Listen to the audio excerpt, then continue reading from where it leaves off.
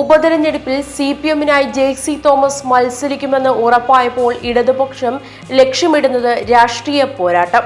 സഹതാപത്തെ ജയിക്കിലൂടെ പിടിച്ചുകെട്ടാനാകുമെന്നാണ് CPM ശ്രമിക്കുക. ഉമ്മൻചാണ്ടിയുടെ തറവാട്ട് വീട്ടിലെത്തി വോട്ട് ചോദിച്ച് പ്രചരണം തുടങ്ങുമെന്ന ആശയം സിപിഎമ്മിൽ ശക്തമാണ്. ഉമ്മൻചാണ്ടിയുടെ പിൻഗാമിയാകാൻ ജയിക്കിന് കഴിയുമെന്നാണ് വിലയിരുത്തൽ. കഴിഞ്ഞ 2 തെരഞ്ഞെടുപ്പുകളിൽ മത്സരിച്ച മണ്ഡലത്തിൽ പരിചയസമ്പത്തുള്ള ആളാണെന്ന് ജയിക്കിന് അനുകൂലവും ഉണ്ട്. മറ്റു സ്ഥാനാർത്ഥികളാണെങ്കിൽ മണ്ഡലത്തിൽ പുതുതായി പരിചയപ്പെടേണ്ടി വരും. ഇത് രാഷ്ട്രീയ തിരിച്ചടി ഉണ്ടാകുമെന്ന് സിപിഎം കരുതുന്നത്. അതുകൊണ്ട് തന്നെ ജയിക്ക് തന്നെയാണ് മികച്ച സ്ഥാനാർത്ഥിയെന്നാണ് സിപിഎം കരുതുന്നത്. ഉമ്മൻചാണ്ടിയെ വ്യക്തിപരമായി അധിക്ഷേപിക്കാതെ വികസനം ചർച്ചയാകും. ഇതിനൊപ്പം ഉമ്മൻചാണ്ടിയെ ചികിത്സ നിഷേധിച്ച ആരോപണവും നിലയ്ക്കും. ഇതിനുവേണ്ടിയാണ് തറവാട്ട് വീട്ടിൽ നിന്നും പ്രചരണം തുടങ്ങാൻ സിപിഎമ്മിന്റെ ആലോചന. ഉമ്മൻചാണ്ടിയുടെ തറവാട്ട് വീട്ടിൽ താമസിക്കുന്നവരുടെ മനസ്സുകൂടി അറിഞ്ഞ ശേഷമാകും തീരുമാനം. കഴിഞ്ഞ 2 തെരഞ്ഞെടുപ്പുകളിലും ഉമ്മൻചാണ്ടിക്കെതിരെ മത്സരിച്ച ജയിക്കിന്റെ 3ാം അംഗമാണ് ചാണ്ടി ഉമ്മനെതിരെ നടത്തുന്നത്. മണ്ഡലത്തിൽ സുപരിചിതനാണെന്നും കഴിഞ്ഞ തെരഞ്ഞെടുപ്പിൽ ഉമ്മൻചാണ്ടിയുടെ ഭൂരിപക്ഷം 10,000-ലേക്ക് താഴ്ത്താൻ കഴിഞ്ഞതും ജയിക്കിന് അനുകൂല ഘടകമായാണ് സിപിഎം വിലയിരുത്തുന്നത്. ഔദ്യോഗിക പ്രഖ്യാപനം നാളെ കോട്ടയത്ത് നടക്കും.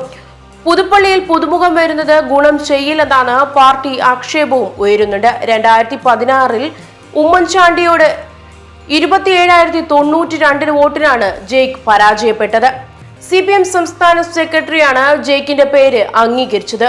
പാർട്ടി ജില്ലാ നേതൃത്വം സംസ്ഥാന നേതൃത്വത്തിന് കൊടുത്ത ഒരേ ഒരു പേര് ജയിക്കിന്റേതായിരുന്നു. ജയിക്കടക്കം 3 സിപിഎം നേതാക്കളുടെ പേരാണ് ആദ്യം പരിഗണിച്ചത്. മുൻമന്ത്രി ഉമ്മൻചാണ്ടിയുടെ വിയോഗത്തെ തുടർന്ന് പുതുപ്പള്ളിയിലെ ഉപതെരഞ്ഞെടുപ്പ് പ്രഖ്യാപിച്ചത്. പുതുപ്പള്ളി നിയോജക മണ്ഡലത്തിൽ തന്നെ മണർകാട് സ്വദേശിയാണ് ജയിക്ക്. 2016, 2021 നിയമസഭാ മത്സരങ്ങളിൽ ഉമ്മൻചാണ്ടിക്കെതിരെ മത്സരിച്ചു. 2021-ലെ തെരഞ്ഞെടുപ്പിൽ ശക്തമായ മത്സരം കാഴ്ചവെച്ചത് ജയിക്കിന് അനുകൂല ഘടകമാണ്. SFIയിലൂടെ രാഷ്ട്രീയത്തിലേക്ക് എത്തിയ ജയിക്ക് SFI കോട്ടയം ജില്ലാ പ്രസിഡന്റ്, സംസ്ഥാന വൈസ് പ്രസിഡന്റ്, സംസ്ഥാന പ്രസിഡന്റ് എന്നീ നിലകളിൽ പ്രവർത്തിച്ചിട്ടുണ്ട്. SFIയുടെ സംസ്ഥാന പ്രസിഡന്റ് ആയിരിക്കെയാണ് 2016-ൽ അന്ന് മുഖ്യമന്ത്രി ഉമ്മൻചാണ്ടിക്കെതിരെ മത്സരിച്ചത്. നിലവിൽ DYFI സംസ്ഥാന സെക്രട്ടേറിയറ്റ് അംഗം, കേന്ദ്ര കമ്മിറ്റി അംഗം, CPM കോട്ടയം ജില്ലാ കമ്മിറ്റി അംഗം എന്ന നിലയിൽ സ്ഥാനങ്ങൾ വഹിക്കുന്നുണ്ട്. സ്ഥാനാർത്ഥിയാകാൻ പറ്റിയവർ മുന്നണിയിലുണ്ടെന്നും അസംതൃപ്തരെ തിരയേണ്ട ആവശ്യം LDFന് ഇല്ലെന്നും മന്ത്രി VN വാസവൻ വ്യക്തമാക്കിയിരുന്നു.